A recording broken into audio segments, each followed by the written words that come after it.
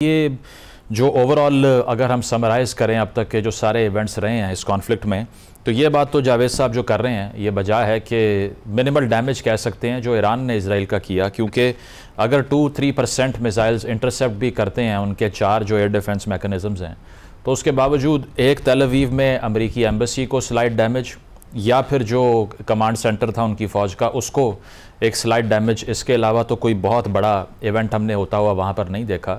تو کیا لگتا ہے کہ اب کس طرف معاملات جا رہے ہیں؟ کیونکہ ڈونلڈ ٹرمپ کا جو گزشتہ رات کا ٹویٹ تھا اس میں جو لینگویج تھی وہ بہت ریڈیکل تھی۔ انہوں نے کہا تہران چھوڑ کے چلے جائیں، میں نے کہا بھی تھا ڈیل کر لیں، کسی صورت آپ کو نیوکس نہیں لینے دیں گے ہم۔ So how do you see the situation overall? I think next جو 48 آورز ہیں وہ بڑے کروشل ہیں، کیونکہ امریکی صدر ٹرمپ G7 جو سمٹ ہو رہا تھا اس کو وہ شیڈیول سے پہلے ہی وہ واپس آئے ہیں، اور جو ٹرمپ کے کل کے سٹیٹمنٹ کا آپ ذکر کر رہے ہیں اس کی ڈبل میننگ ہے۔ ایک طرف وہ تہران کے لوگوں کو کہہ رہے ہیں کہ فوری طور پر نکل جائیں، دوسری طرف جب وہ آج صبح واشنگٹن واپس آئے ہیں تو انہوں نے جو بات کی ہے، جب ان سے سوال ہوا کہ کیا وہ جنگ بندی کی کوشش کر رہے ہیں، تو انہوں نے کہا ہے کہ وہ جنگ بندی سے بڑھ کر حقیقی معنوں میں ایک بڑی چیز کا وہ خاتمہ کرنے جا رہے ہیں۔ اب اس کو لوگ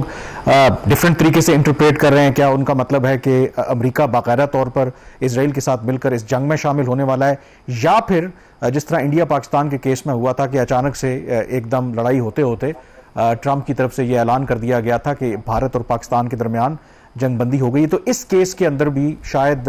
کچھ لوگوں کا خیال ہے کہ ہو سکتا ہے کچھ سرپرائز اناؤنسمنٹ اگلے چند گھنٹوں میں امریکی صدر ٹرمپ کی طرف سے ہو سکتی ہے، لیکن مکس سگنلز ہیں، کیونکہ کچھ لوگوں کا خیال ہے کہ شاید جو اسرائیل چاہتا ہے کہ باقاعدہ طور پر شامل ہو۔ اس سے کامران آپ یہ انٹرپریٹ کر رہے ہیں کہ سرپرائز سٹیٹمنٹ ہو سکتی ہے، but what if it's a surprise action? کیونکہ ڈونلڈ ٹرمپ یہ کہہ چکے ہیں جس طرح سے پہلے کہ اب تہران چھوڑ کے چلے جائیں، تو یہ سٹیٹمنٹ کی وارننگ تو نہیں لگتی، کیونکہ یہ کہا بھی جاتا ہے کہ ایران کی جو نیوکلیئر فیسلٹیز ہیں الیجڈلی، اگر ان کو بالکل ڈسٹرائے کرنا ہے تو وہ امریکہ ہی کر سکتا ہے، کیونکہ جتنا ڈیپلی پینیٹریٹ ان کے بامبز کر سکتے ہیں انڈر گراؤنڈ فیسلٹیز کو، وہ اسرائیل کے پاس نہیں ہے۔ So what if he is talking about them, نہ کہ بیان دینے کے بارے میں؟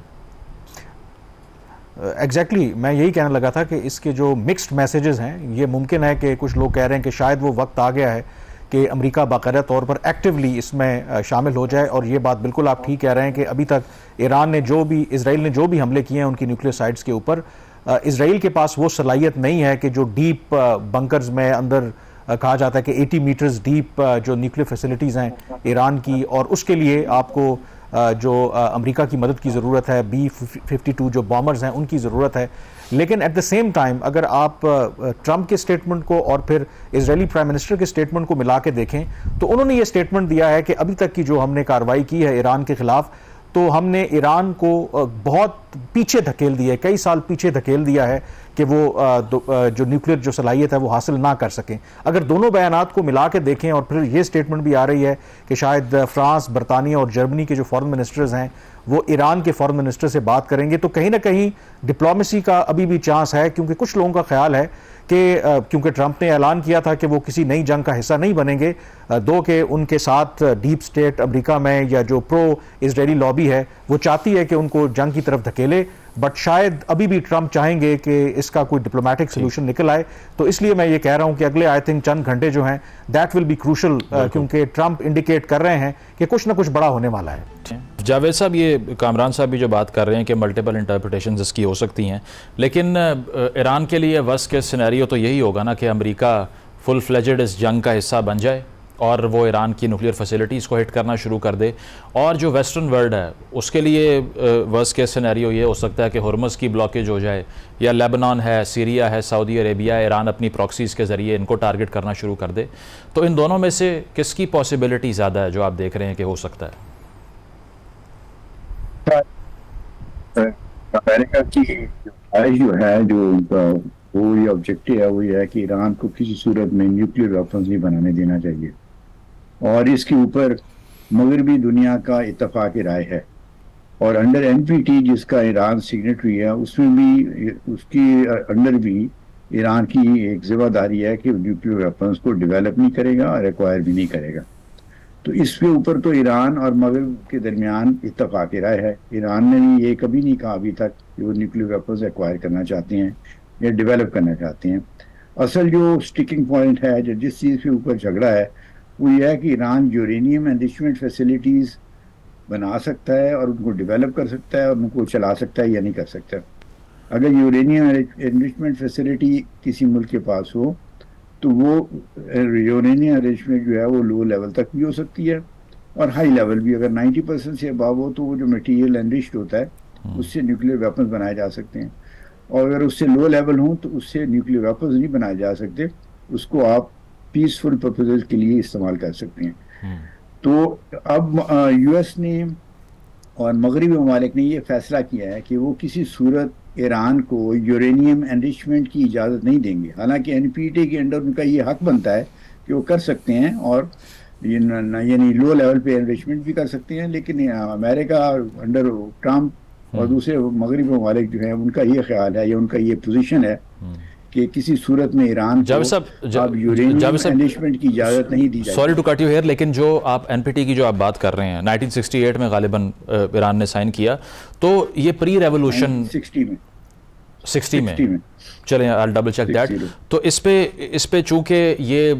شاہ آف ایران کا ٹائم تھا تو اتنا بڑا جو ریجیم چینج ہوا جس کے بعد ایران ویسٹرن ایلائی نہیں رہا اور ان کی ایڈیالوجی ہی ریاست کی بالکل مختلف ہو گئی. تو یہ اس طرح سے سٹینڈ کرتا ہے کیونکہ ایران نے کہا کہ اگر ہماری نیوکلیئر فیسلٹیز کو آپ ٹارگٹ کریں گے تو ہم این پی ٹی سے باہر آ جائیں گے. یہ ریجیم ویسے آپ کو لگتا ہے کہ این پی ٹی کی فلسفی سے اگری کرتی ہے یا پھر وہ پچھلی ریجیم تھی جو کر کے چلی گئی اور ان کو اس کا برڈن لینا پڑ رہا ہے؟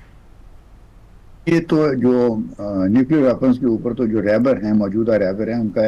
2003 کا ایک فتویٰ بھی ہے کہ ایران جو ہے وہ کسی صورت نیوکلیئر ویپنز ایکوائر نہیں کرے گا. اور تو اس لیے اس رجیم کی بھی پوزیشن یہی ہے کہ وہ نیوکلیئر ویپنز ایکوائر نہیں کریں گے. تو اس کے اوپر کوئی ڈفرینس اوپینین نہیں ہے. جو جھگڑا ہے وہ یورینیم انریچمنٹ کے اوپر ہے, اور جب تک یہ جھگڑا طے نہیں ہوگا اس کے یہ جھگڑا پھر یعنی ایک لڑائی چلنے کا بھی خطرہ ہے یا ٹینشنز کنٹینیو کرنے کا بھی خطرہ ہے. کیونکہ اب سوال یہ پیدا ہوتا ہے کہ اتنا نقصان اٹھانے کے بعد کیا جو آئندہ اگر ٹاکس ہوں کسی وقت چند دنوں کے بعد, کوئی ہفتوں کے بعد جب بھی, تو کیا ایران اپنی پوزیشن میں کوئی فلیکسیبلٹی شو کرے گا کہ نہیں کرے گا. ایک ویو یہ ہے کہ یہ جو اسرائیل کا اٹیک کیا گیا ہے اس کا مقصد یہ تھا کہ ایران کی پوزیشن کو سوفن کیا جائے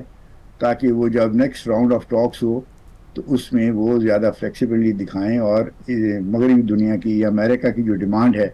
کہ یورینیم انریچمنٹ جو ہے وہ آپ نہ کریں, اس کو وہ مان لیں. اگر انہیں وہ مان لیا تو پھر کافی حد تک جو ہے یہ معاملہ حل ہو جائے گا, اور اس صورت میں ہو سکتا ہے پھر سینکشن بھی اٹھا لی جائیں اور ایران جو ہے باقاعدہ جو جیسے نارمل ایک ملک ہوتا ہے انٹرنیشنل کمیونٹی میں آپریٹ کرنا, اس طرح سے آپریٹ کرنا شروع کر دے گا. لیکن اگر ایران نے ضد کی اور انہوں نے کہا کہ نہیں ہم نے تو یورینیم انریچمنٹ کرنا ہی ہے, تو پھر مجھے خطرہ ہے, میرا اندیشہ میرے ذہن میں ہے کہ پھر یہ جھگڑا آسانی سے حل ہونے والا نہیں ہے اور طے ہونے والا نہیں ہے.